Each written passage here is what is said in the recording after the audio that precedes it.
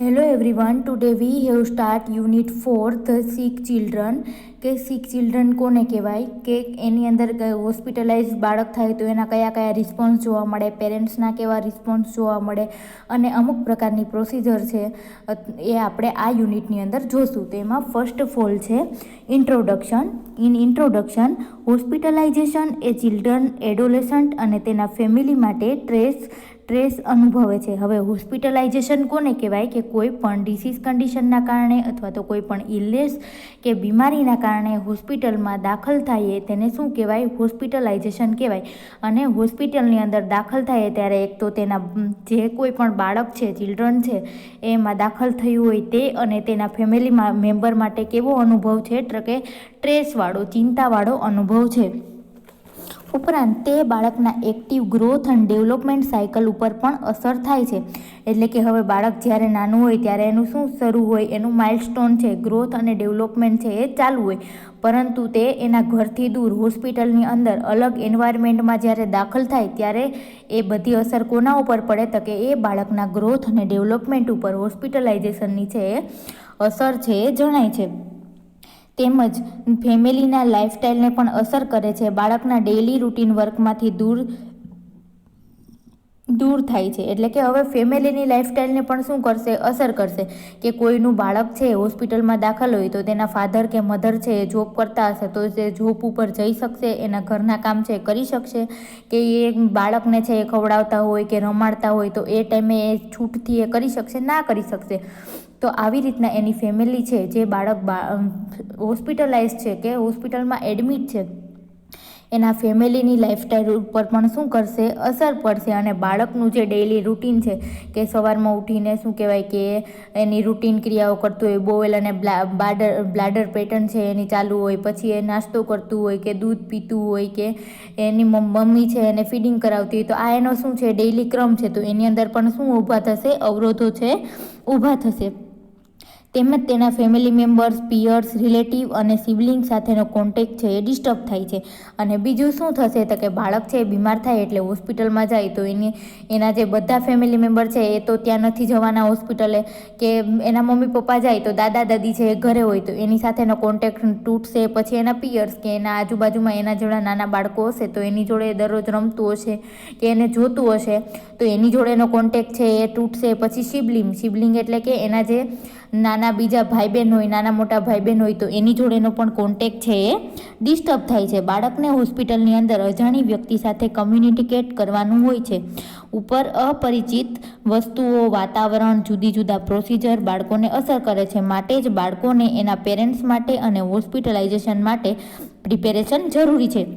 એટલે હવે શું કીધું કે બાળકોને શું હોય છે હોસ્પિટલની અંદર? અજાણી વ્યક્તિ, તો કે ડૉક્ટર છે એના માટે અજાણ્યા હશે, જે કોઈ પણ નર્સ છે એની કેર કરતી હશે એ પણ અજાણી હશે, અને એની અંદર જે આજુબાજુમાં બીજા બાળકો છે એની જોડે દાખલ હશે એ પણ કેવા હશે? અજાણા હશે. બહારનું વાતાવરણ એના માટે અજાણું હશે.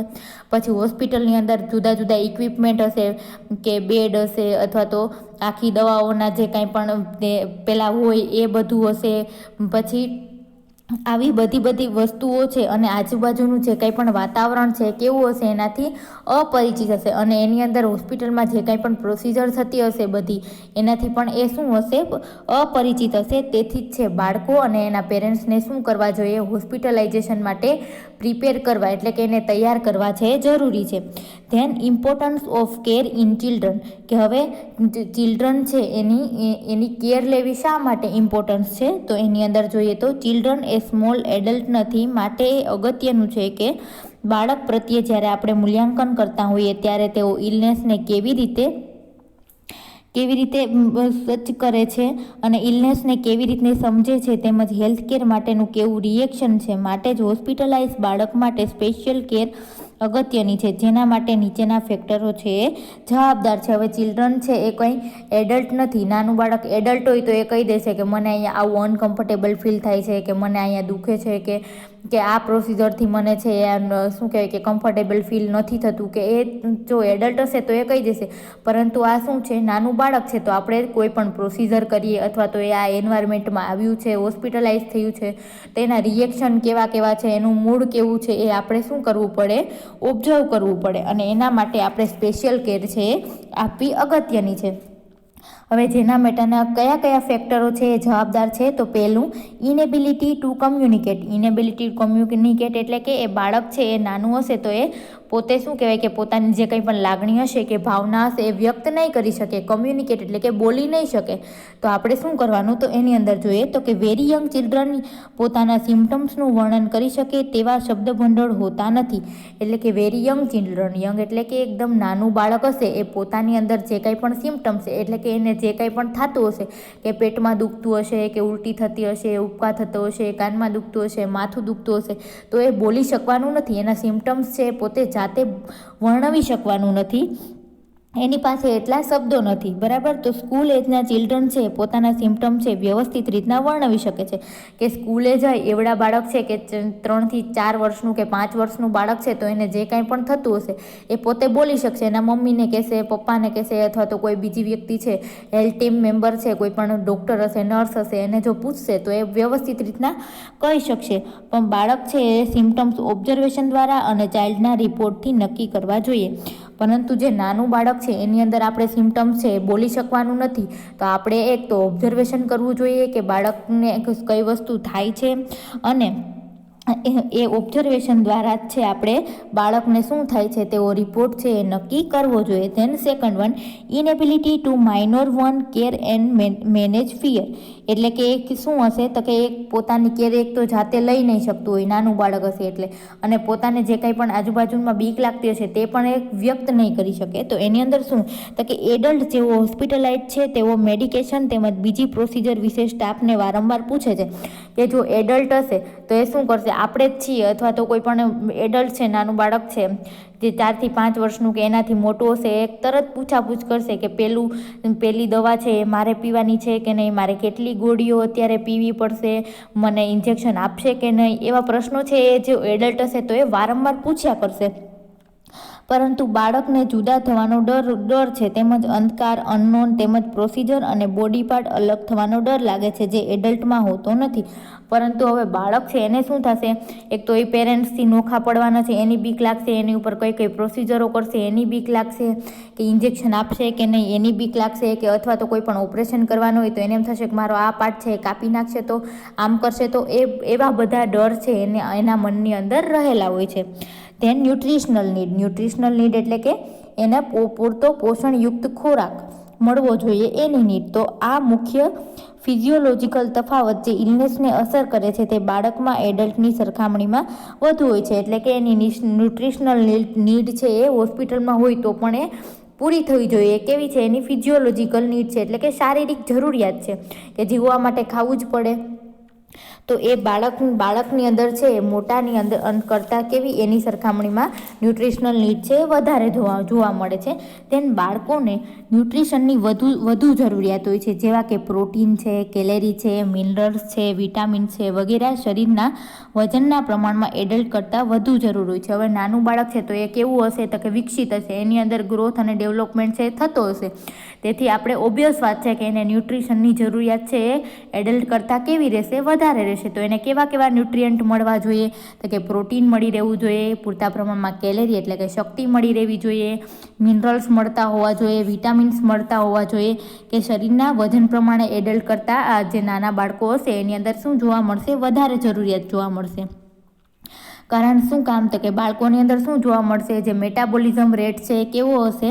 તો કે વધુ હોય છે, અને બોડીની રિક્વાયરમેન્ટ એટલે કે બોડીની જરૂરિયાત પણ કેવી હશે? ગ્રોથ અને ડેવલપમેન્ટ થતું હોય એટલા માટે વધારે હશે. એટલે ન્યુટ્રિશનની છે એને જરૂર પડે છે, ખોરાકની પૂરતા પ્રમાણમાં એને જરૂર પડે છે. બાળકોને 120 કિલો કેલેરી પર કેજી બોડી વેઇટ છે ડેઇલી જરૂર પડે છે, જ્યારે એડલ્ટ કે જે આપણા જેવડા હશે એડલ્ટ હશે એની અંદર કેટલી જોશે? 30 થી 35 કિલો કેલેરી પર કેજી પર ડે છે એની જરૂર પડશે. એટલે બાળકોને વધારે કેલેરીની જરૂર પડે છે. Then fluid and electrolyte balance, કે બોડીની અંદર ઇલેક્ટ્રોલાઇટ અને ફ્લુઇડની પાણીની કેટલી જરૂરિયાત છે, કે એનું બેલેન્સ કઈ રીતના રહે. તો કે એડલ્ટની અંદર extra cellular water total body વોટરના 23% સમાવેશ થાય છે. એટલે કે એડલ્ટ હશે એની અંદર કેટલું, તો કે એક્સ્ટ્રા સેલ્યુલર એટલે કે સેલની આજુબાજુનું જે બહારનું વોટર છે એ કેટલા ટકા હશે, 23% હશે. જ્યારે ન્યૂબોર્ન અને ઇન્ફન્ટ, ન્યૂબોર્ન એટલે કે તાજું જન્મેલું બાળક, અને ઇન્ફન્ટ કે જે 0 થી 1 યરનું બાળક છે એની અંદર એક્સ્ટ્રા સેલ્યુલર વોટર કેટલું હશે, તો કે 40% જેટલું વધારે પ્રમાણમાં હોય છે. માટે ઇન્ફન્ટમાં સેલની અંદર વધુ વોટર સ્ટોર હોતું નથી, જે એડલ્ટમાં વધુ હોય છે. એટલા માટે જ ઇન્ફન્ટમાં ડાયરિયા અને વોમિટિંગ થાય ત્યારે શરીરમાંથી પાણીનું પ્રમાણ છે કેવું થઈ જાય છે, તરત ઘટી જાય છે.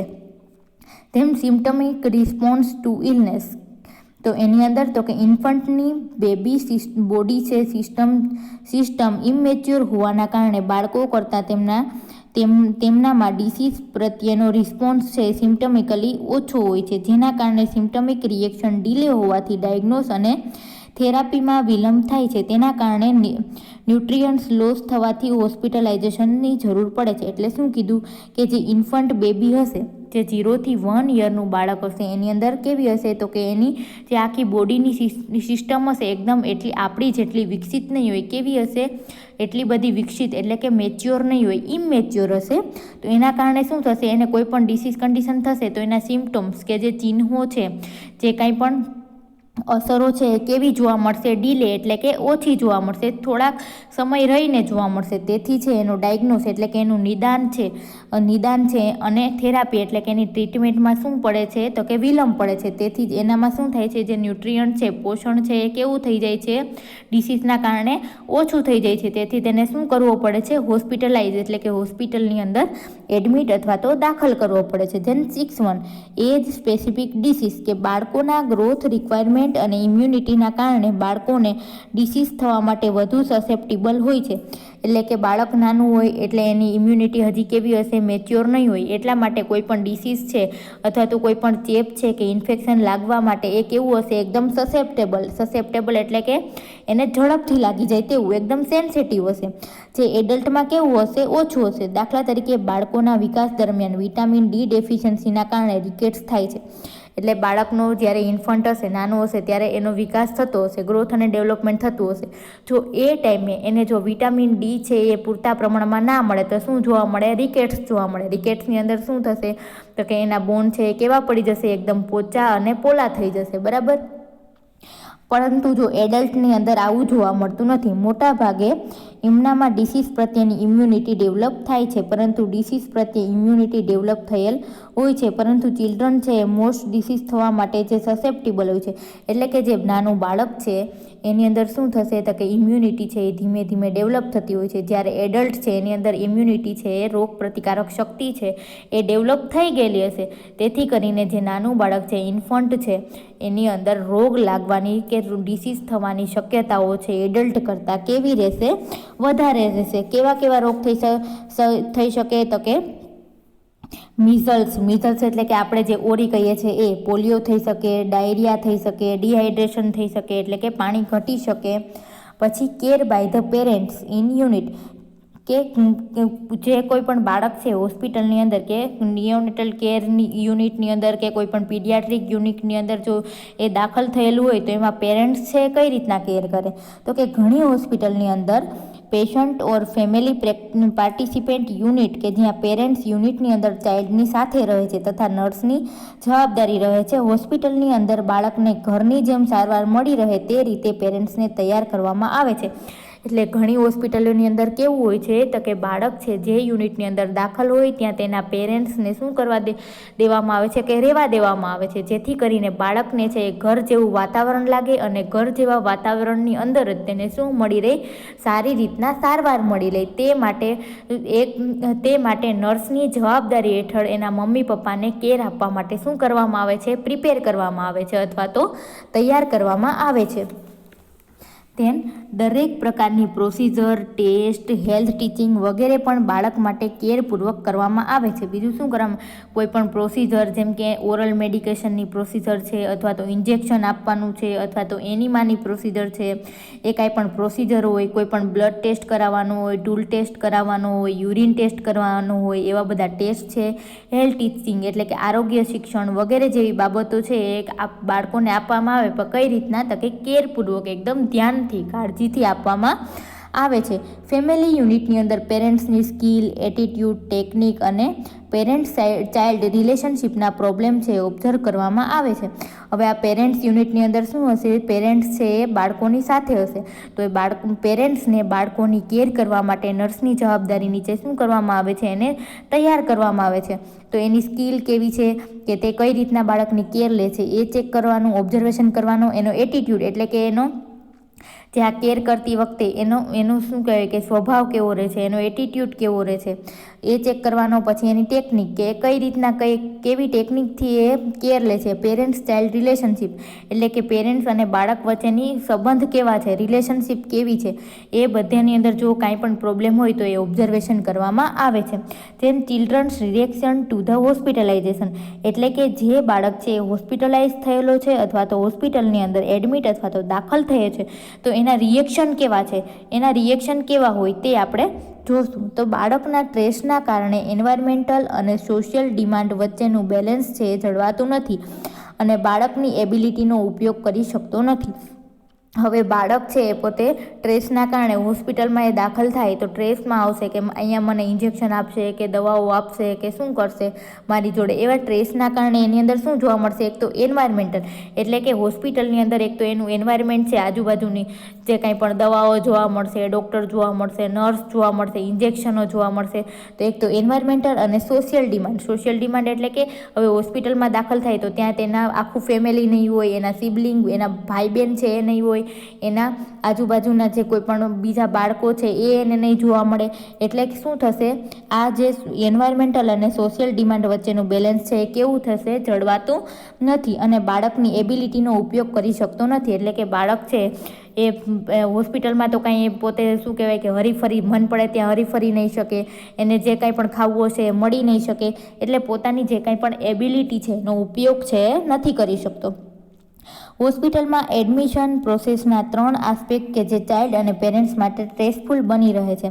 કે હોસ્પિટલની અંદર એવા 3 આસ્પેક્ટ છે જે બાળક અને પેરેન્ટ્સ માટે કેવા હોય છે, એકદમ ચિંતાભર્યા હોય છે. તો એમાં સૌથી પહેલું environment of the hospital unit કે એક તો શું હોય તો કે બાળક અને એના માતા પિતાને શું થશે, જે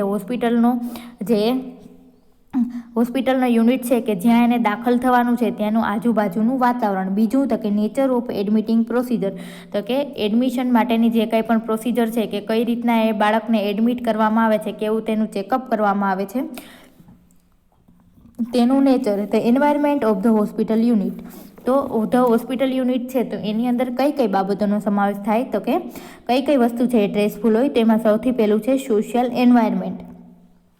તો કે જ્યારે બાળકને હોસ્પિટલમાં દાખલ કરવામાં આવે છે ત્યારે તેનું સોશિયલ એન્વાયરમેન્ટ છે એ ટોટલી કેવું થઈ જાય છે, ચેન્જ થઈ જાય છે.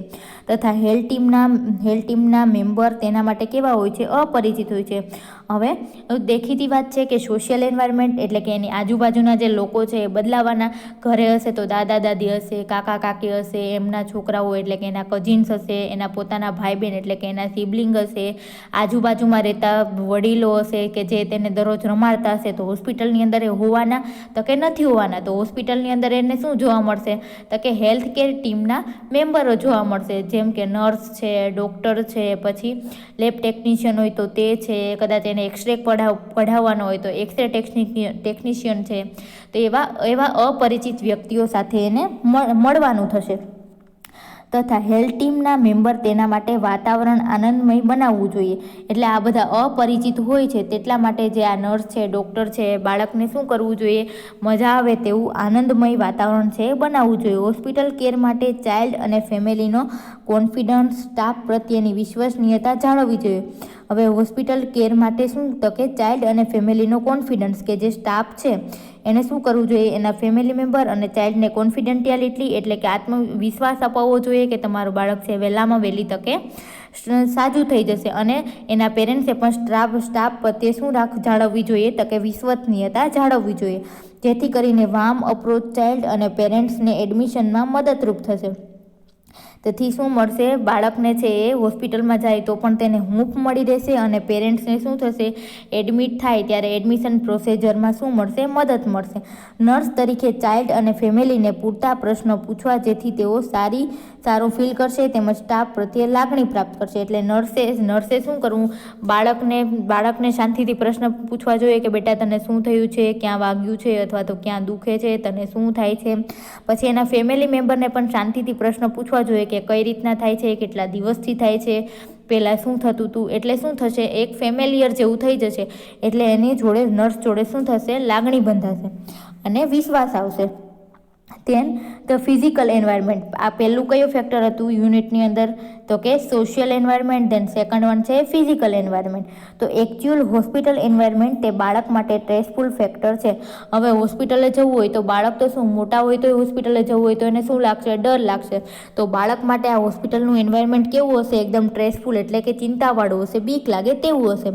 તેમજ ફેમિલી માટે પણ ચિંતારૂપ હશે કે પોતાનું બાળક છે નાનું છે તો એ કઈ રીતના હવે આમાંથી સાજું થશે, તો એના માટે પણ ચિંતારૂપ છે. કારણ કે હોસ્પિટલમાં ઘણા અનફેમિલિયર સાઇટ, સાઉન્ડ અને સ્મેલ હોય છે. હવે હોસ્પિટલમાં છે એ કેવું હશે તો કે અનફેમિલિયર સાઇટ એટલા અનફેમિલિયર કે જાણીતા ના હોય તેવા વિભાગો હશે. પછી ત્યાં શું કહેવાય કે જાણીતા ન હોય તેવા અવાજો આવતા હશે, અલગ છે સ્મેલ, બધી દવાઓની ને સ્પિરિટની ને એવી સ્મેલ આવતી હોય છે. બાળકને જે જગ્યાએ દાખલ કરવામાં આવે છે તે જગ્યાએ તે રૂમ અપરિચિત હોય છે તથા બાળક એકલું હોય અને ચિલ્ડ્રન સાથે હોય જેને તે અજાણતું હોતું નથી. એટલે કે હવે શું થશે, જે રૂમમાં એને દાખલ કરવામાં આવશે ત્યાં એની જોડે બીજા બાળકો પણ હશે જેને એ જાણતો નહીં હોય. તેમજ બેડ પણ અનફેર હશે. હવે દરરોજ જે એની ઘરે જે કાંઈ પણ બેડ હશે અથવા તો ઘોડિયામાં સૂતું હોય અથવા તો મમ્મી જોડે સૂતું હોય તો એના માટે અહીં હોસ્પિટલનો બેડ છે કેવો રહેવાનો, અજાણ્યો રહેવાનો. માટે ચાઇલ્ડના પેરેન્ટ્સને બાળક સાથે રહેવા માટે તેને ઇન્જ્યુરી અટકાવવા ચોક્કસ પ્રોટોકોલ મેન્ટેન કરવામાં આવે છે.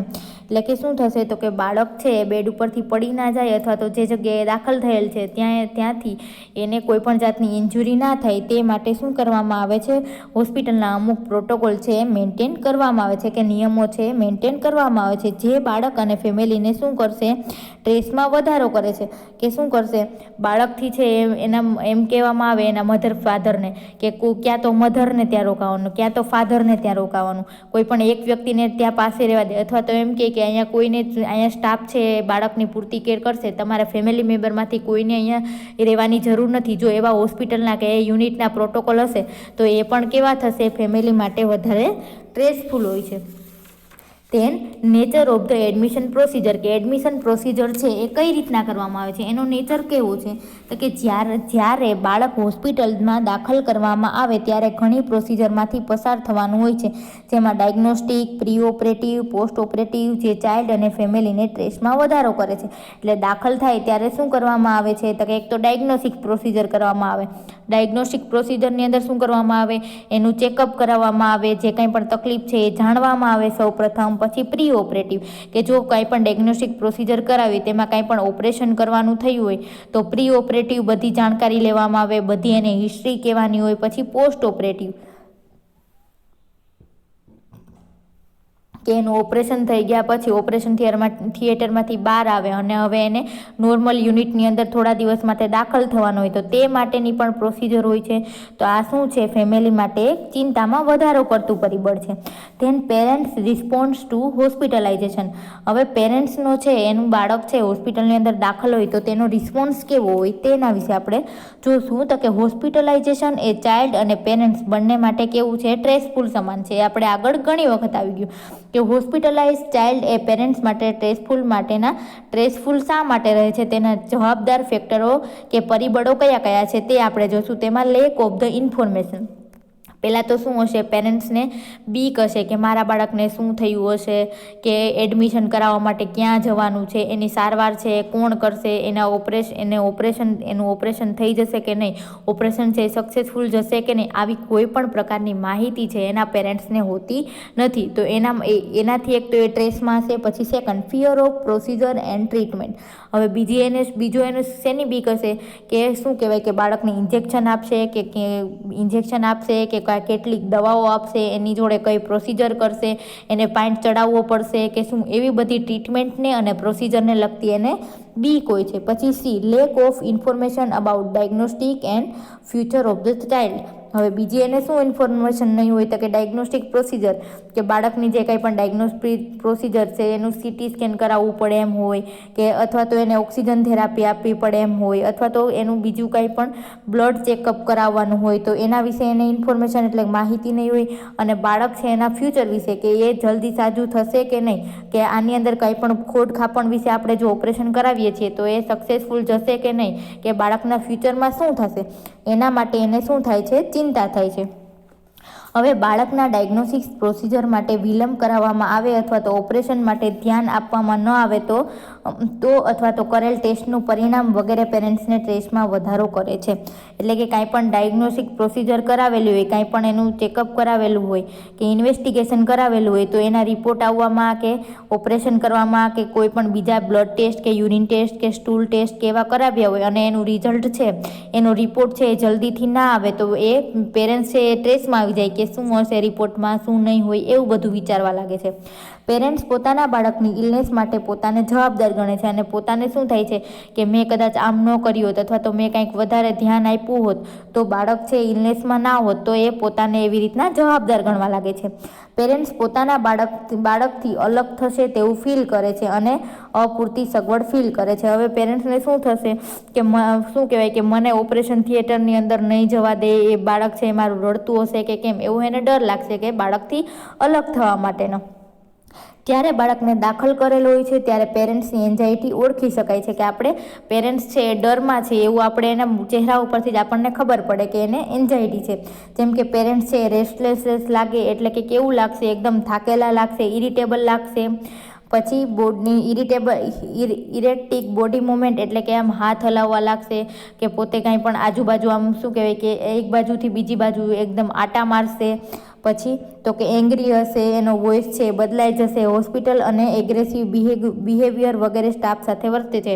કે કાંઈ પણ થોડીક પણ બાળક છે એનું બાળક રડતું હોય અથવા તો ઇન્જેક્શન આપે ત્યારે રડતું હોય કે કોઈ છે વધારે એને પકડીને કાંઈ પણ પ્રોસિજર કરવામાં આવશે તો એ ચિંતામાં હશે. તેથી એ શું કરશે, સ્ટાફ જોડે અથવા તો કાંઈ પણ ટ્રીટમેન્ટ આપવામાં થોડો પણ વિલંબ થશે તો એ એકદમ એગ્રેસિવ થઈ જશે. કારણ કે ઘણી વખત પેરેન્ટ્સ એ ચિંતાતુર હોય છે અને કારણ કે તેઓ અનુભવે છે કે તેઓ કમ્પિટેન્ટ નથી. ઘણી વખત છે બાળકને ટ્રીટમેન્ટ માટે વિચારે છે કે પેઇનફુલ છે કે પ્રતિકૂળ છે. એટલે શું કામ સ્ટાફ જોડે આવું કરે છે તો કે એને એમ લાગે છે કે આ કમ્પિટેન્ટ નથી, કે આ નર્સ છે કે આ બેન છે એ નહીં કરી શકે, કેમ કે પોતાનું બાળક છે એની પાસે રડે છે. અને ઘણી વખત એવી ચિંતામાં હોય કે એને જે કાંઈ પણ ટ્રીટમેન્ટ આપવામાં આવશે કે ઇન્જેક્શન આપવામાં આવશે કે પાઇન્ટ ચડાવવામાં આવશે તો એને દુઃખ છે એટલા માટે. Then specific cause of the parental anxiety, કે એવા કયા કારણો, સ્પેસિફિક કોઝ કયા છે, સ્પેશિયલ કારણો કયા છે કે જેનાથી પેરેન્ટ્સ છે એન્ઝાયટી અને ફિયર છે, બીક અનુભવે છે. તો કે જ્યારે બાળકને દાખલ કરેલ હોય ત્યારે પેરેન્ટ્સની એન્ઝાયટી વધારી શકે તેવા ફેક્ટરો નીચે પ્રમાણે છે. એમાં સૌથી પહેલાં છે હોસ્પિટલના અપરિચિત વાતાવરણથી ડર, કે હોસ્પિટલની અંદર અપરિચિત વાતાવરણ, કે કયો બાળકનો યુનિટ ક્યાં હશે, ડૉક્ટરની ઓફિસ છે ક્યાં હશે, આપણે કયા નર્સને મળવાનું છે, કયા રૂમની અંદર દાખલ થવાનું છે, તો આજુબાજુનું જે કાંઈ પણ વાતાવરણ હશે એનાથી એ કેવો હશે, એકદમ અપરિચિત હશે, તેથી એને ડર લાગશે. પછી તેમને બાળકના અલગ થવાનો ડર, કે શું કહેવાય કે ઓપરેશન થિયેટર છે અથવા તો પીડિયાટ્રિક યુનિટ છે એની અંદર એને નહીં જવા દે, એને ખાલી બાળકને એકલાને રાખશે તો તેને બાળકથી અલગ થવાનો ડર હશે. પછી નર્સ બધી સેવા આપી શકશે કે કેમ તેનો ડર હશે, કે નર્સ છે એના બાળકની સારી રીતે ટ્રીટમેન્ટ કરી શકશે કે નહીં, એને કેર આપી શકશે કે નહીં, તેનો ડર હોય. પછી બાળકોનો તેમના પ્રત્યેનો પ્રેમ અન્ય લઈ લેશે તો તેનો ડર હોય, કે ઘણી વખત શું થાય છે કે લોંગ ટાઈમ સુધી બાળક છે હોસ્પિટલની અંદર દાખલ હોય હોય તો એના મમ્મી પપ્પા કરતાં જે નર્સ છે એની કેર કરતી હોય એને એ વધારે હવે ચાહવા લાગે છે, એની જોડે લાગણીથી એ વધારે જોડાઈ જાય છે. એટલે એનો ડર લાગે છે. બાળકો સફળ થાય તેનો ડર લાગે છે કે બાળક છે જે ડિસીઝ કન્ડિશનમાંથી કે જે તકલીફમાંથી એ પસાર થાય છે એનો ડર લાગે છે. પછી તો કે બાળકના ઇલનેસ માટે ફાઇનાન્શિયલ ઓબ્લિગેશન માટેનો ડર છે કે બાળક ક્યોર ન થાય તો, એટલે કે એને કેવી બીક લાગે છે કે પોતે છે એ ખર્ચા તો કરે છે, ફાઇનાન્શિયલ રીતે પૈસાનો ખર્ચ તો કરે છે, પરંતુ તેના બાળક છે એ ક્યોર નહીં થાય તો, સાજું નહીં થાય તો તેને એવો ડર લાગે છે. સોસાયટીના લોકો છે એ બાળકની ઇલનેસ વિશે ખોટું વિચારે અને બાળક ક્યોર ન થાય તો પેરેન્ટ્સની નિષ્ફળતા વિશે વિચારે તેવો ડર લાગે છે.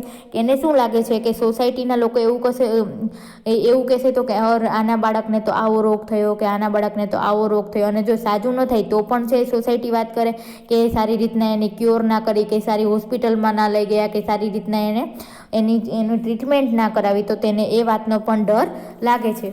Then the child response the hospitalization, કે આગળ શું જોયું કે પેરેન્ટ્સનો કેવો રિસ્પોન્સ હોય છે. હવે આપણે શું જોઈએ તો કે ચાઇલ્ડનો રિસ્પોન્સ છે હોસ્પિટલની અંદર દાખલ થયા દરમિયાન કેવો હોય છે. તો એની અંદર જોઈએ તો કે ચાઇલ્ડનો હોસ્પિટલાઇઝેશન પ્રત્યેનો રિસ્પોન્સ જેના માટે ઘણા ફેક્ટર છે અસર કરે છે, જેવા કે બાળકની એજ છે, તેની પર્સનાલિટી છે, હોસ્પિટલાઇઝેશન પહેલાંની તૈયારી છે, અગાઉનો એક્સપિરિયન્સ જેમાં હેલ્થ માટે બાળકોને તકલીફ, જરૂરિયાત માટે શું કરશે તેવો ડર તથા ભવિષ્યમાં શું થશે તેનો ડર, પ્રોફેશનલ અને હોસ્પિટલ એન્વાયરમેન્ટ તથા બાળકની ઇલનેસની સિવિયારિટી અને કેટલા દિવસ હોસ્પિટલમાં રોકાવાનું છે તેના પર રિસ્પોન્સની અસર કરે છે. તો કે બાળક કેવો રિસ્પોન્સ આપે તે કોને ઉપર, કયા ફેક્ટરો ઉપર જવાબદાર છે. એક તો એજ, જો સાવ બાળક નાનું હશે, 6 મંથનું હશે કે 1 વર્ષનું હશે તો બાળકને શું ખબર પડવાની કે હોસ્પિટલની અંદર એને શું કામ લઈ જાય છે, એને શું પ્રોબ્લેમ થાય છે, કે હોસ્પિટલ છે શું છે. તો એક તો એવી રીતના એનો રિસ્પોન્સ કેવો હશે એ. પછી પર્સનાલિટી, કે બાળકની પર્સનાલિટી કેવું છે, બાળક છે એકદમ શાંત છે અથવા તો એગ્રેસિવ છે અથવા તો બહુ રમતિયાળ છે. તો એના ઉપર જો બાળક શાંત હશે તો હોસ્પિટલમાં એને જે કાંઈ પણ કહેવામાં આવશે તો એ શાંતિથી બધું અનુકરણ કરશે, શાંતિથી બેસશે. તો એની પર્સનાલિટી ઉપર. પછી હોસ્પિટલાઇઝેશન પહેલાંની તૈયારી, કે હોસ્પિટલ એને દાખલ કરવામાં આવે તો એની પહેલાં એની તૈયારી, કે એના મમ્મી પપ્પાએ એને ફોસલાવ્યું હોય કે બેટા તું સાજો થઈ જઈશ ને, ત્યાં તો આમ કરશે ને, ત્યાં તો આમ કરશે ને, આપણે ફટાફટ ઘરે આવતા રહીશું ને. તો એક તો એની તૈયારી, એ કેવું વર્તન કરે હોસ્પિટલે જઈને એના ઉપર આધાર રાખે. પછી અગાઉનો એક્સપિરિયન્સ, કે કોઈ બાળક છે આની પહેલાં પણ શું કહેવાય કે હોસ્પિટલની અંદર ગયેલો હોય તો એનો કેવો એક્સપિરિયન્સ છે એના ઉપર આધાર રાખે છે. જો હોસ્પિટલમાં જઈને એને કાંઈ પણ શું કહેવાય કોઈ ખીજાણું હોય કે એને ધરારથી ઇન્જેક્શન કે કોઈ પણ મેડિકેશન આપેલું હોય તો એ હોસ્પિટલના નામથી પણ એ ડરવા લાગશે. પછી પ્રોફેશનલ અને હોસ્પિટલ એન્વાયરમેન્ટ, કે ત્યાંનું જે કંઈ પણ પ્રોફેશનલ એટલે કે ત્યાં જે કામ કરતા લોકો છે, નર્સ છે, ડૉક્ટર છે, એ કેવા છે તેના ઉપર આધાર રાખે છે. અને ત્યાંની હોસ્પિટલનું એન્વાયરમેન્ટ કેવું છે તેના ઉપર આધાર રાખે. અને ઇલનેસની સિવિયારિટી, કે જો ઇલનેસ છે એ સામાન્ય હશે તો ફટાફટ છે એ સાજું થઈ જશે અને ફરીથી ઘરે આવતું રહેશે. અને જો એ ઇલનેસ છે એટલે કે બીમારીની સિવિયારિટી વધારે હોય કે કાંઈ પણ સિવિયર બીમારી થઈ હોય તો એને લોંગ ટાઈમ સુધી હોસ્પિટલમાં રહેવું પડશે. તો તેના ઉપર છે બાળકને રિસ્પોન્સ છે એ આધાર રાખે છે. જો બાળકો છે એ 6 મહિનાથી નાના હોય તો તે ઓછી ચિંતા વ્યક્ત કરે છે, પરંતુ બાળકો એટલે કે બાળક છે 6 મહિનાથી નાનું હોય તો એ કાંઈ વધારે પડતું સમજી નથી શકવાનું કે હોસ્પિટલમાં એને મમ્મી પપ્પાથી અલગ કરશે કે શું થશે, એને ઇન્જેક્શન આપશે કે એને દવાઓ આપશે, એવું કાંઈ સમજવાનું નથી. એટલે એની ચિંતા કેવી હશે, ઓછી હશે. પરંતુ 6 મહિનાથી 4 વર્ષનું બાળક હશે તો એને એક તો પોતાના મમ્મીથી એને અલગ થાય ત્યારે એકદમ રાળો નાખશે અને રડવા લાગશે. અને એને હોસ્પિટલાઇઝેશનથી શું લાગશે, મેક્સિમમ એટલે કે વધારેમાં વધારે બીક લાગશે. ટ્રેસ ઓફ હોસ્પિટલાઇઝેશનમાં યંગ ચિલ્ડ્રન પોતાનું રિએક્શન કેવું હોય છે તે બતાવે છે અને ડિસ્ક્રાઇબ કરે છે. બાળકોના ઇલનેસ પ્રત્યેના રિએક્શનના સ્ટેજ છે એ નીચે દર્શાવેલા છે, કે એને કઈ રીતના હોસ્પિટલની અંદર ડર લાગશે, એ પહેલાં એ કેવું વર્તન કરશે, એનો આખા સ્ટેજ છે એ 3 દર્શાવેલા છે. તેમાં ફર્સ્ટ સ્ટેજ છે, the first stage is the protest. Protest એટલે શું થશે તો કે એ સ્ટેજની અંદર એને એકદમ કેવું હશે, એકદમ એ વિરોધ, એટલે કે એને હોસ્પિટલમાં જશે તો એકદમ હોસ્પિટલે જવાની ના જ પાડશે કે નહીં હું હોસ્પિટલ નહીં જાઉં. એવો શું કરે, પ્રોટેસ્ટ એટલે કે વિરોધ કરવો. તો પહેલા સ્ટેજની અંદર શું કરશે, વિરોધ કરશે કે નહીં હું હોસ્પિટલમાં દાખલ નહીં થાઉં, કે હું હોસ્પિટલ નહીં જાઉં. તો એની અંદર શું કરશે, બાળકો પોતાની નીડ માટે સંપૂર્ણ સજાગ હશે. પોતે કેવું હશે, એકદમ સજાગ હશે કે હું હોસ્પિટલે જઈશ તો મને રમવા નહીં મળે, કે દાદા દાદી ત્યાં નહીં હોય. એટલે પોતાની જે જરૂરિયાત છે એના પ્રત્યે કેવું હશે, એકદમ સજાગ હશે.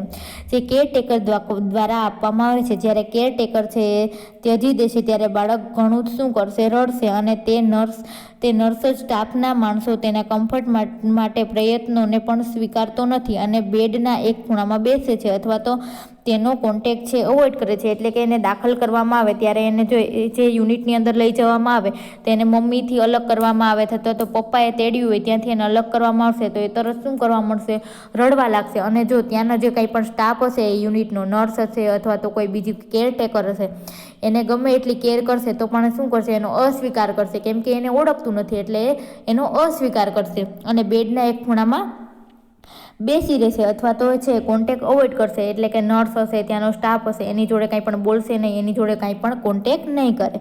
Than second stage is the despair એટલે શું થાય, એકદમ નિરાશ થવું.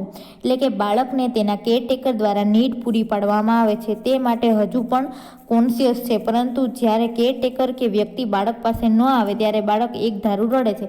એટલે કે એનું કેરટેકર એટલે કે માતા અથવા તો પિતા એને શું, એની નીડ પૂરી પાડવા માટે કે શું હશે કે નર્સ અને સ્ટાફને સ્વીકારશે ને. હજી એવું કેવું કોન્શિયસ હશે કે એના કેરટેકર છે, મમ્મી પપ્પા છે આવશે તો જ આ વસ્તુ કરવા દેશે એવું. પરંતુ એ લાંબા સમય સુધી એના કેરટેકરને ના મળે, એના કોન્ટેક્ટમાં ના આવે એટલે શું કરશે, એક ધારું રડવા લાગશે અને એકદમ લેસ એક્ટિવ એટલે કે કોઈ પણ પ્રકારની એક્ટિવિટી નહીં કરશે, એકદમ બેઠું એ રડવા જ લાગશે. અને કેવું બને છે તો કે અપેથેટિક એટલે કે ઉદાસીન બને છે, એકદમ ઉદાસ થઈ જાય છે અને અમુક અંતરે શું કરે છે, એ ડુસકા ભરે છે. રડતા શું ભરશે, એકદમ ડુસકા ભરવા લાગે છે અને એનું બિહેવિયર છે કેવું થઈ જશે, બદલાઈ જશે. Then third stage is the ડિનાઇલની અંદર હવે ધીમે શું કરશે, અસ્વીકાર કરતો હશે એમાંથી ધીમે સ્વીકારવા મળશે. એટલે બાળક છે એ પોતાની આજુબાજુમાં વધારે રસ બતાવશે. એટલે કે આજુબાજુના બધા ઇક્વિપમેન્ટ પડ્યા હશે એમાં જોશે, એની આજુબાજુ જે કંઈ પણ બાળકો છે એડમિટ થયા હશે એને જોશે, સ્ટાફ કામ કરતું હશે એને જોશે. તેન related to the nurse, staff અને બીજા બાળકોમાં તે રસ ધરાવે છે અને બીજા હેપી છે તેવું એ જોવે છે કે બીજા બધા તો હેપી છે એમ. તેનું બિહેવિયર પણ હવે ધીમે શું થશે, બદલાવા લાગશે. એટલે એનો અર્થ એમ છે કે બાળક છે હોસ્પિટલની અંદર હવે શું થવા લાગે છે, ધીમે ત્યાં એડજસ્ટ થવા લાગે છે. જો બાળકને ખરાબ અનુભવ થયેલ હશે તો તેની ઇફેક્ટ છે એ કેવી રહેશે, લાંબા સમય સુધી એ નેગેટિવ ઇફેક્ટ રહે છે. Then role of nurse in helping child and family in coping with the stress of the hospitalization. એટલે કે નર્સનો રોલ શું છે, ચાઇલ્ડ અને તેના પેરેન્ટ્સને હોસ્પિટલાઇઝેશન કે હોસ્પિટલમાં એનું બાળક છે દાખલ થયું તો તેની ચિંતા સામે કોપ કરવું. એટલે કે તેની ચિંતાને ઓછી કઈ રીતના કરવી, કઈ રીતના એની સામે લડવું, તો એની અંદર નર્સનો શું રોલ છે તે આપણે જોશું. તો કે જ્યારે નર્સે પેરેન્ટ્સમાં એન્ઝાયટી ડિટેક્ટ કરે ત્યારે તેનું કારણ જાણવું જોઈએ. એટલે કે નર્સને એવું લાગે કે આ બાળકના પેરેન્ટ્સ છે, એના માતા પિતા છે એ એન્ઝાયટી એટલે કે કાંઈ પણ બીકમાં છે કે ફિયરમાં છે એ ડિટેક્ટ થાય કે એને જાણ થાય ત્યારે એને શું કરવું જોઈએ, એના પેરેન્ટ્સને પૂછવું જોઈએ, એનું કારણ છે એ જાણવું જોઈએ અને તે સોલ્વ કરવા માટે મદદ કરવી જોઈએ. કે એ જે બાબતથી ડરતા હોય તે બાબતને સોલ્વ કરવા માટે એને મદદ કરવી જોઈએ. જો પેરેન્ટ્સ છે એ પોતાના બાળકની માંદગી માટે પોતાના ઉપર દોષ રાખે કે એના પેરેન્ટ્સને એમ થાય કે આ તો મારા લીધે થયું કે મેં ધ્યાન ન આપ્યું બાળક ઉપર એટલા માટે એ બીમાર પડી ગયું, તો એ એવું વિચારતા હોય તો તેને ઇલનેસના જે કંઈ પણ સાચા કારણ છે કે જે કારણથી ઇલનેસ થઈ છે તે જણાવવું જોઈએ. જો પેશન્ટને હોસ્પિટલના અપરિચિત વાતાવરણથી ડિસ્ટર્બ થાય તો તેમને નર્સે હોમલાઇક જેવું વાતાવરણ બનાવવા માટે પ્રોત્સાહિત કરવા તેમજ તેમાં એન્ઝાયટી દૂર થાય તેવા પ્રશ્નો અને જવાબ છે એ સિમ્પલ હોય તેમ મદદ કરવી.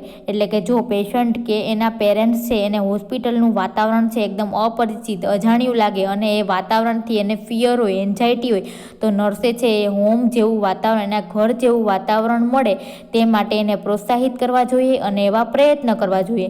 અને એની જે કાંઈ પણ પ્રશ્ન હોય અથવા તો એને જે કાંઈ પણ મૂંઝવતા પ્રશ્ન હોય તેના સારી રીતના સિમ્પલી એ સમજી શકે એવી ભાષામાં તેને જવાબ આપી અને એની મદદ કરવી જોઈએ. પેરેન્ટ્સને ચાઇલ્ડની કેર મોટે ભાગે લે તે માટે ઇન્કરેજ કરવા અને સોશિયલ સર્વિસ વર્કર પેરેન્ટ્સને ફાઇનાન્શિયલ પ્રોબ્લેમમાં પણ મદદ કરી શકે છે. એટલે શું કરવાનું, તો કે નર્સે છે એના ચાઇલ્ડ જે બાળક એડમિટ છે એના પેરેન્ટ્સને એને એન્કરેજ કરવા જોઈએ. શેના માટે? કે એના બાળકની કેર છે એ સારી રીતના અને સ્કિલફુલી રહે તે માટે.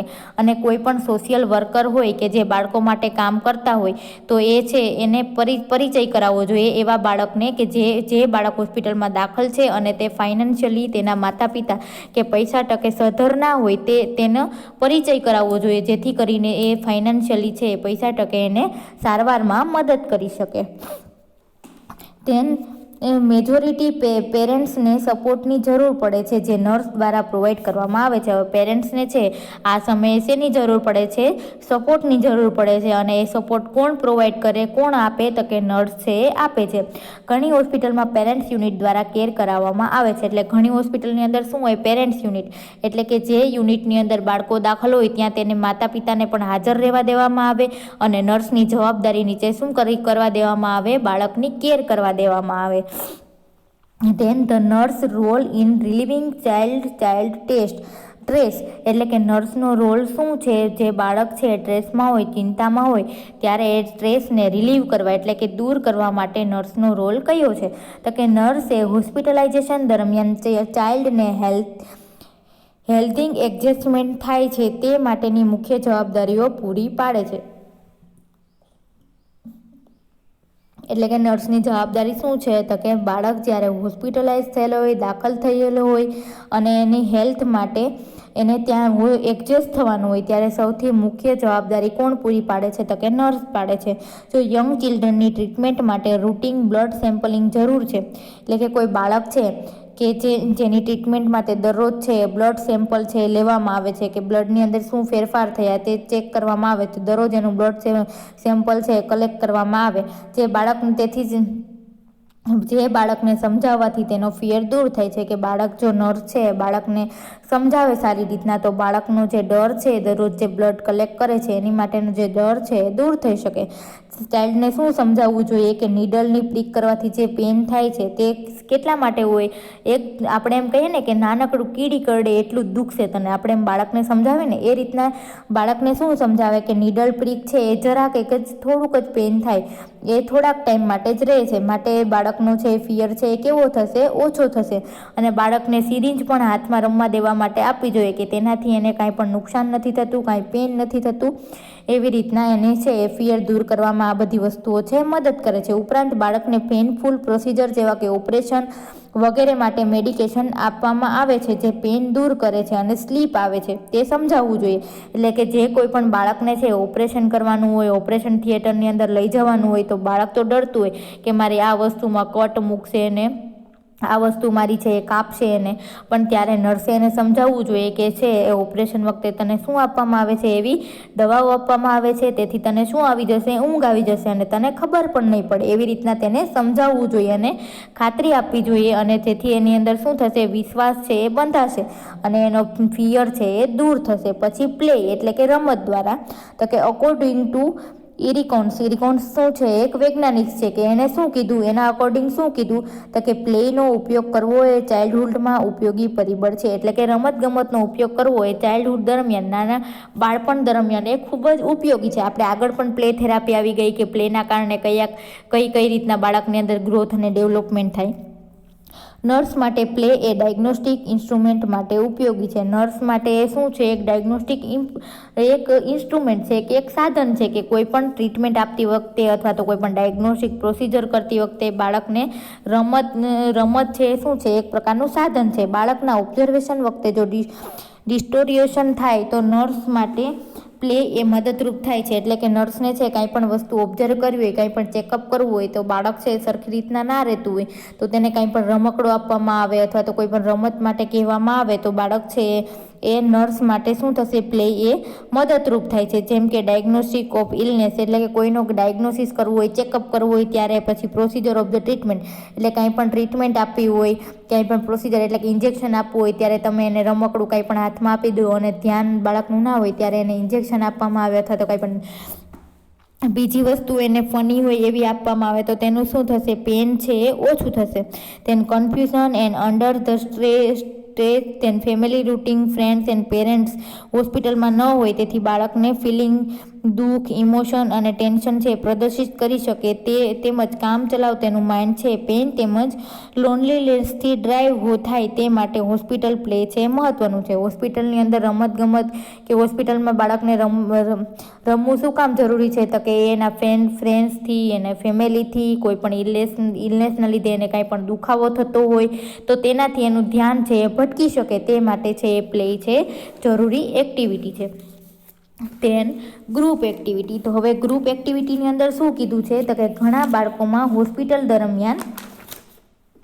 દરમિયાન થતી સ્ટ્રેસ છે દૂર કરવા માટે ગ્રુપ એક્ટિવિટી મદદ કરે છે. જે બાળકને હોસ્પિટલાઇઝેશન દરમિયાન પોતાનો બર્થડે હોય કે હોલિડે હોય ત્યારે આ એક્ટિવિટીઝ છે મિનિંગફુલ થાય છે. એટલે ગ્રુપ એક્ટિવિટીની અંદર શું કે આપણે ઘણી વખત જોતા હોઈએ કે શું કહેવાય કે બાળક છે હોસ્પિટલની અંદર દાખલ હોય ત્યારે એનો કાંઈ પણ બર્થડે આવતો હોય અથવા તો એવો કાંઈ પણ સ્પેશિયલ તહેવાર કે હોલિડે હોય ત્યારે તે ક્યાં સેલિબ્રેટ કરવામાં આવે? હોસ્પિટલની અંદર સેલિબ્રેટ કરવામાં આવે. ત્યાં ગ્રુપ એક્ટિવિટી એટલે કે ત્યાં શું હશે, એના પેરેન્ટ્સ હશે, પછી હોસ્પિટલનો સ્ટાફ હશે, હેલ્થ કેરના મેમ્બર હશે, એ બધા શું કરશે? આ બધી વસ્તુ ઉજવશે. એટલે બાળકને ત્યાંનું વાતાવરણ છે કેવું લાગશે?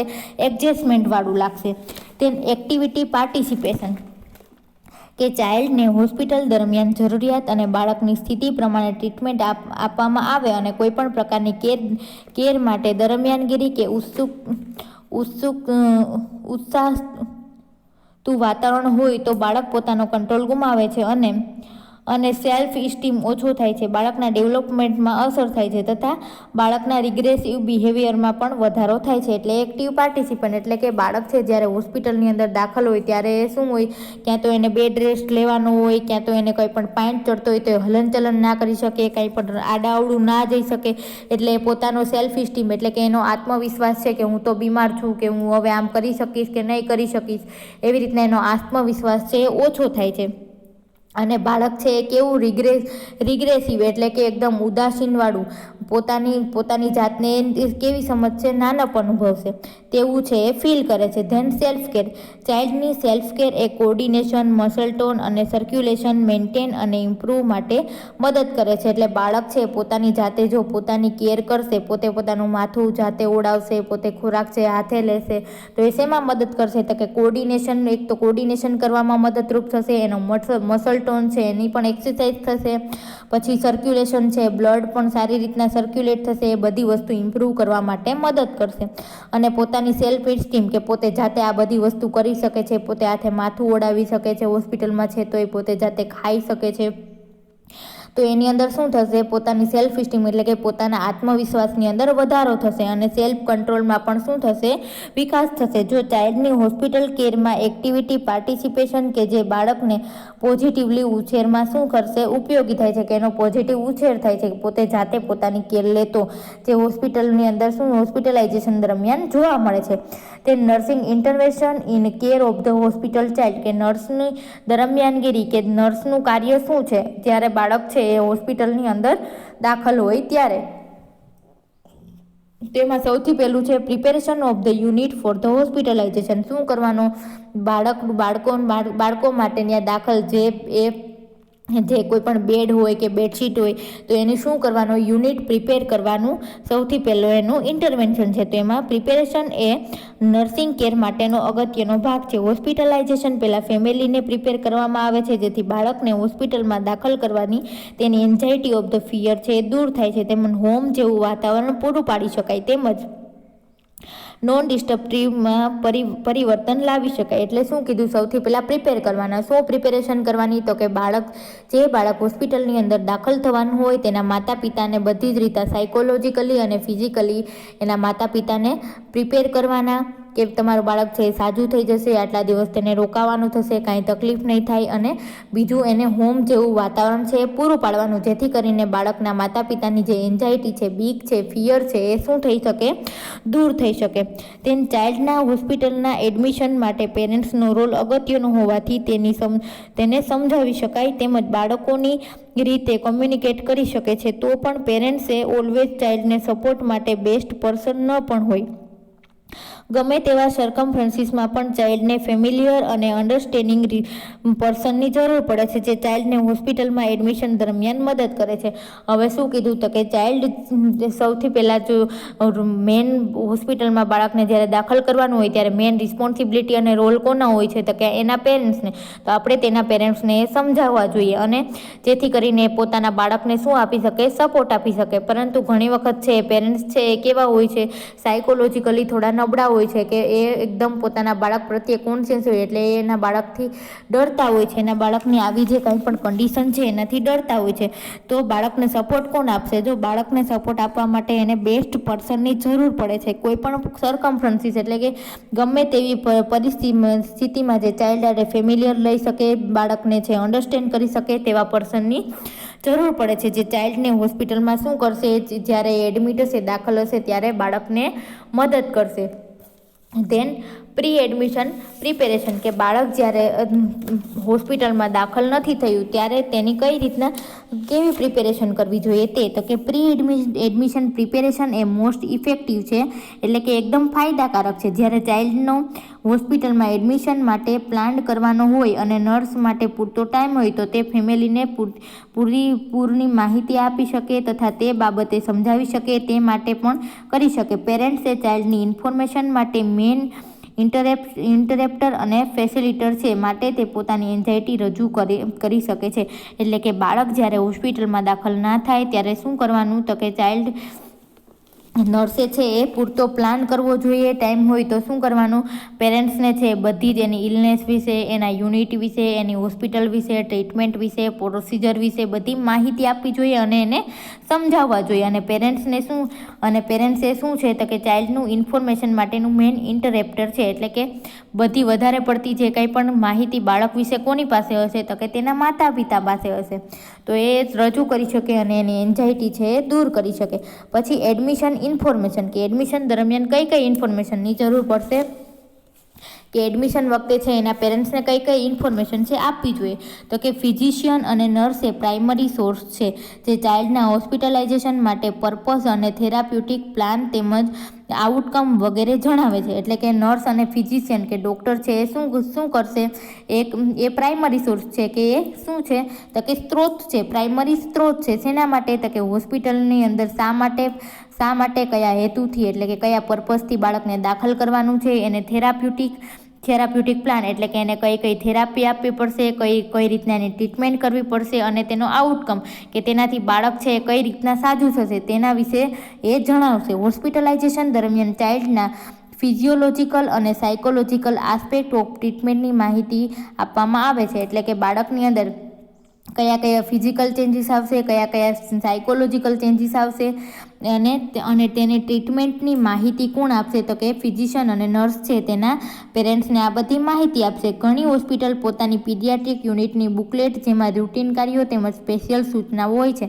એટલે બુકલેટ એટલે કે ઘણી વખત છે અલગથી ચોપડી હોય છે પોતાની હોસ્પિટલની એડવર્ટાઇઝમેન્ટ માટેની, તેમાં યુનિટ હોય છે, તે યુનિટના નિયમો હોય છે, કેટલા વાગે ખુલે, કેટલા વાગે બંધ થાય, કેટલા રિલેટિવ્સને અંદર જવા દેવામાં આવે, એવી બધી બુકલેટ હોય છે. ક્યાં તો એની ફાઇલ હોય તો એની ફાઇલમાં બધા નિયમો લખેલા હોય છે, કઈ સુવિધાઓ છે તે લખેલી હોય છે.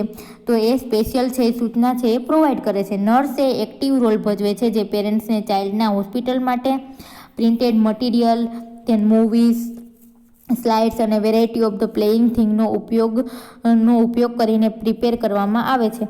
એટલે કે છે નર્સ છે શું કરશે તો કે એનો મેઇન રોલ છે એના પેરેન્ટ્સને ચાઇલ્ડના હોસ્પિટલ દરમિયાન શું કરશે, માહિતી આપવા માટે કોઈ પણ પ્રિન્ટેડ મટીરિયલ એટલે કે એની હોસ્પિટલ વિશેની કાંઈ પણ શું કહેવાય કે પ્રિન્ટેડ બુકલેટ હશે તો એ આપશે, મૂવીઝ એટલે કે કાંઈ પણ CD બનાવેલી હશે તો એ આપશે. પછી variety of the play thing એટલે કે બીજી જે કાંઈ પણ વેરાયટીઓ હશે તે બધી, અને વેરાયટી ઓફ ધ પ્લેથિંગ એટલે કે ત્યાંની જે કાંઈ પણ સુવિધાઓ હશે તે બરાબર રીતના બતાવશે અને પ્રિપેર કરશે એના ઉપયોગ કરવા માટે.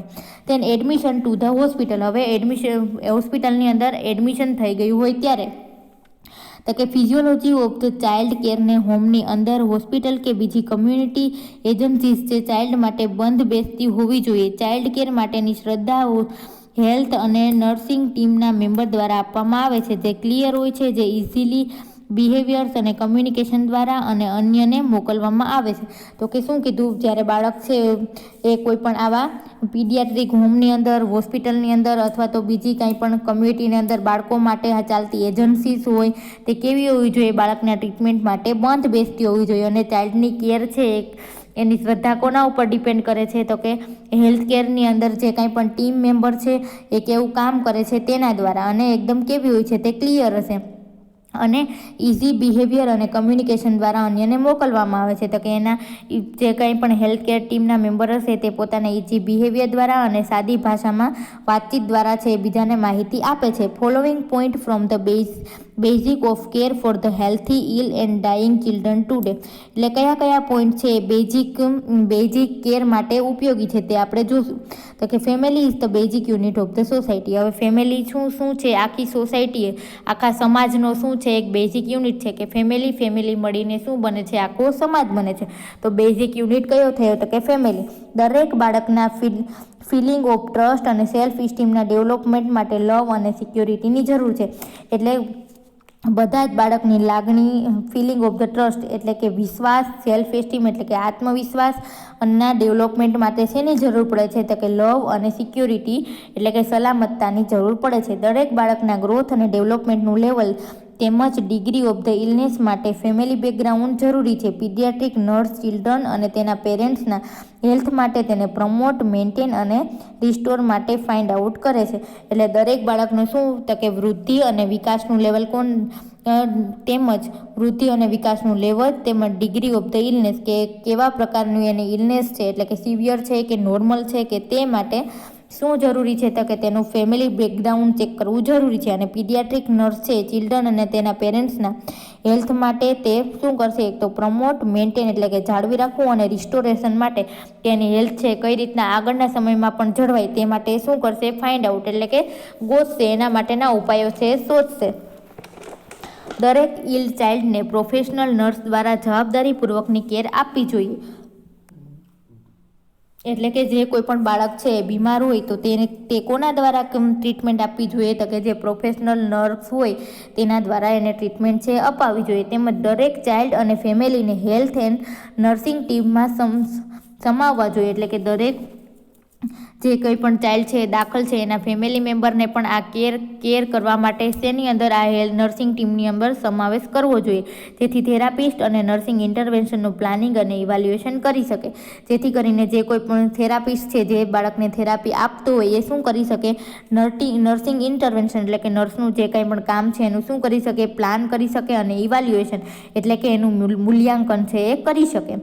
સેફ એન્વાયરમેન્ટનું પ્લાનિંગ કરી શકાય અને તે કેરનું ઇમ્પ્લિમેન્ટિંગ અને ઇવાલ્યુએશન કરી શકાય. એટલે કે સેફ એન્વાયરમેન્ટ એટલે કે સલામતી ભર્યું વાતાવરણ છે કઈ રીતના બનાવવું એનું પ્લાનિંગ કરી શકાય. અને કેરનું ઇમ્પ્લિમેન્ટેશન એટલે કે તેની જે કંઈ પણ કેર છે એને આપણે અમલમાં લાવી શકીએ અને કેરનું ઇવાલ્યુએશન એટલે કે એનું મૂલ્યાંકન, શું રિઝલ્ટ મળ્યું તે આપણે કરી શકાય. સેફ એન્વાયરમેન્ટમાં ચાઇલ્ડને એક્યુટ ઓર ક્રોનિક ક્લિનિક ઇલનેસમાં expert physical care, emotional support અને પ્લે થેરાપીની જરૂર પડે છે. એટલે કે સેફ એન્વાયરમેન્ટની અંદર ચાઇલ્ડને એક્યુટ એટલે કે થોડા સમય માટેનો રોગ કે ક્રોનિક કે કોઈ પણ લાંબા સમયની બીમારી હોય તો તેમાં એક્સપર્ટ ફિઝિકલ કેર એટલે કે એને એક્સપર્ટ દ્વારા સારી કેર મળવી જોઈએ, ઇમોશનલ સપોર્ટ મળવો જોઈએ અને પ્લે થેરાપી પણ મળવી જોઈએ. અને બાળક છે પોતાની ફિલિંગ છે એ પ્રેઝન્ટ કરે છે, પ્લે થેરાપીથી શું કરશે, પોતાની ફિલિંગને પ્રેઝન્ટ કરશે. ધેન એડમિશન પ્રોસિજર કે એડમિશન પ્રોસિજર કેવી હશે, તો કે બાળક, ફેમિલી અને તેનું ચાઇલ્ડ હોસ્પિટલમાં દાખલ થાય ત્યારે એડમિશન પ્રોસિજર છે ફ્રેન્ડલી, ઇફેક્ટિવ મેનરથી કરવો જોઈએ. એટલે કે ફેમિલી જ્યારે બાળકને લઈને હોસ્પિટલમાં દાખલ થવા માટે આવે ત્યારે એની જોડે ફેમિલિયર એટલે કે સારી રીતના બિહેવિયર કરવું જોઈએ અને ઇફેક્ટિવ મેનરથી એટલે કે શાંતિથી વાત કરવી જોઈએ. નર્સની જવાબદારી છે કે ચાઇલ્ડને પીડિયાટ્રિક યુનિટમાં દાખલ કરી ફેમિલી મેમ્બરને નવા વાતાવરણ વિશે શીખવવું જોઈએ.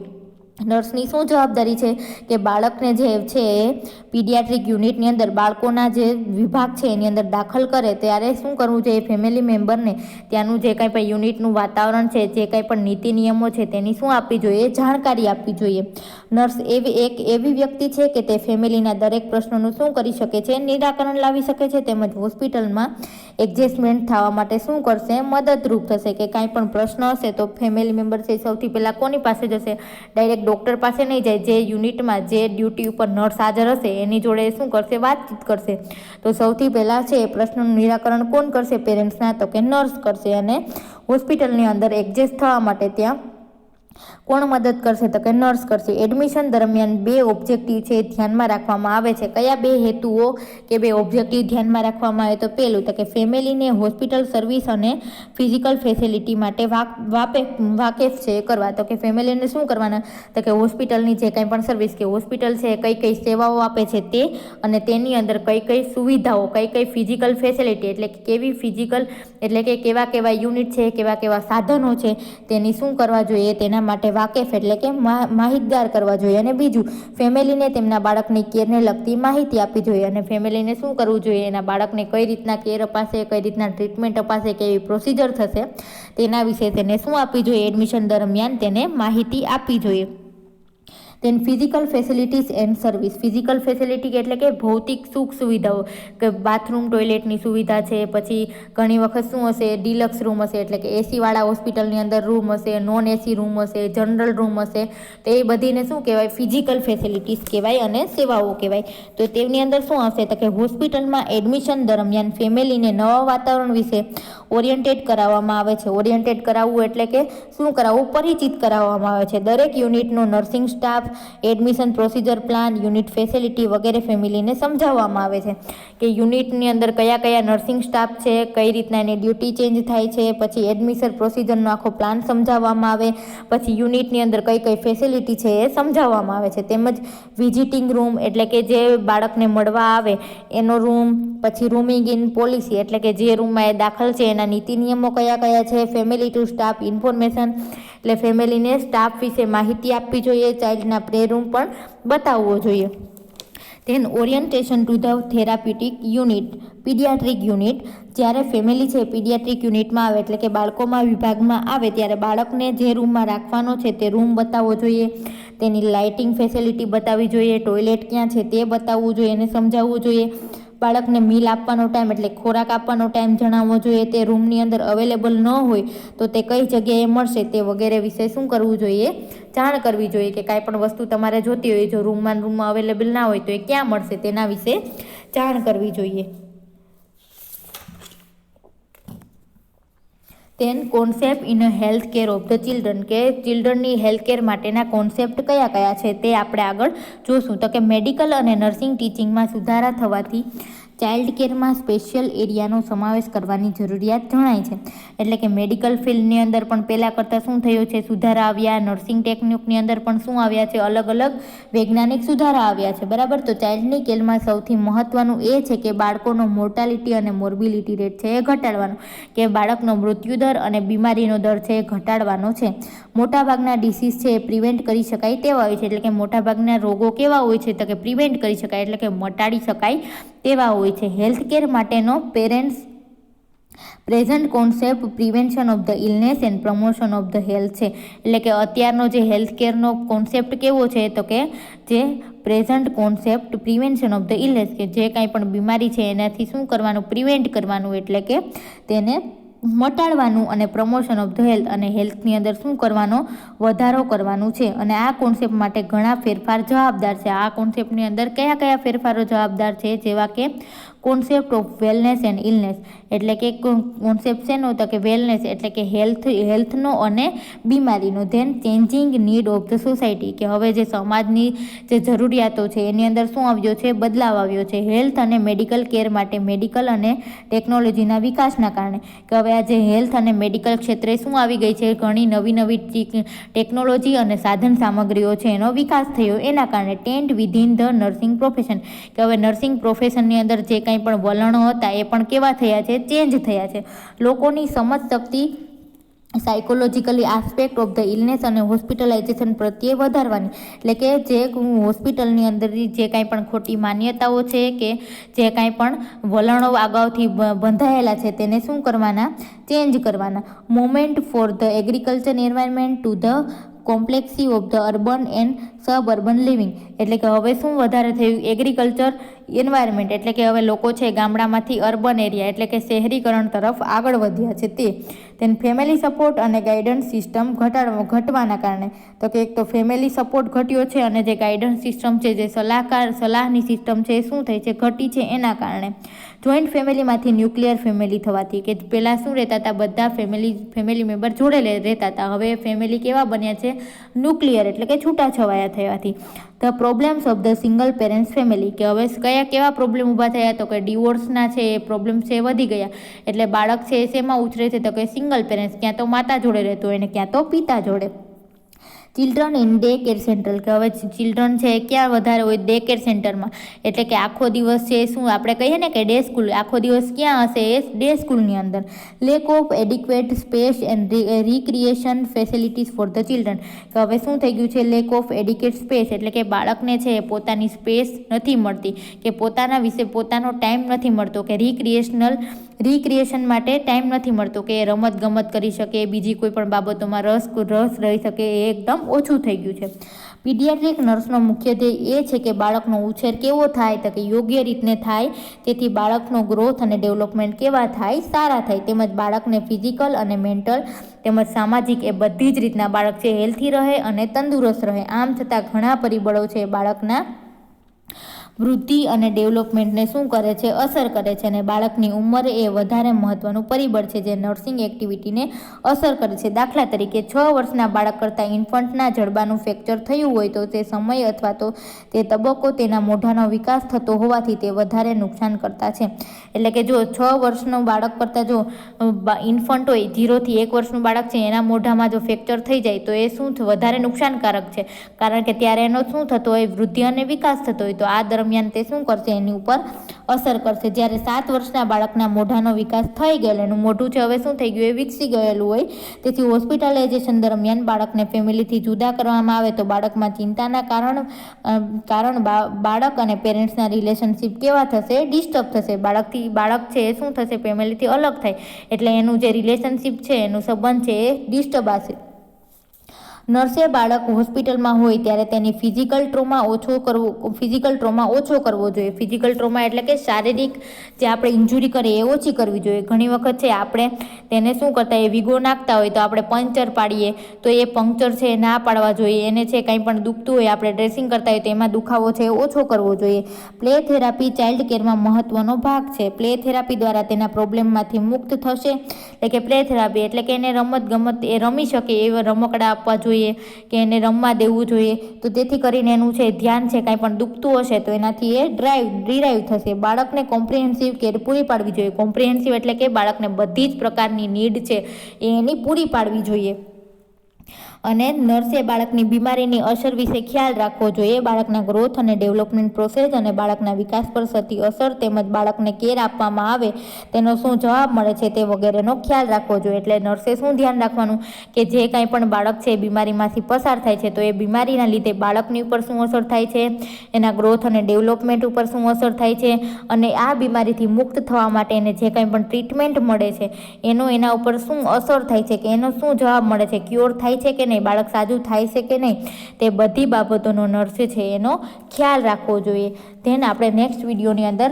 કોમન રૂટીન ડાયગ્નોસ્ટિક પ્રોસિજર વિશે આપણે લર્ન કરીશું કે કઈ એવી પ્રોસિજર છે જે કોમન છે રૂટીનલી યુઝ થતી હોય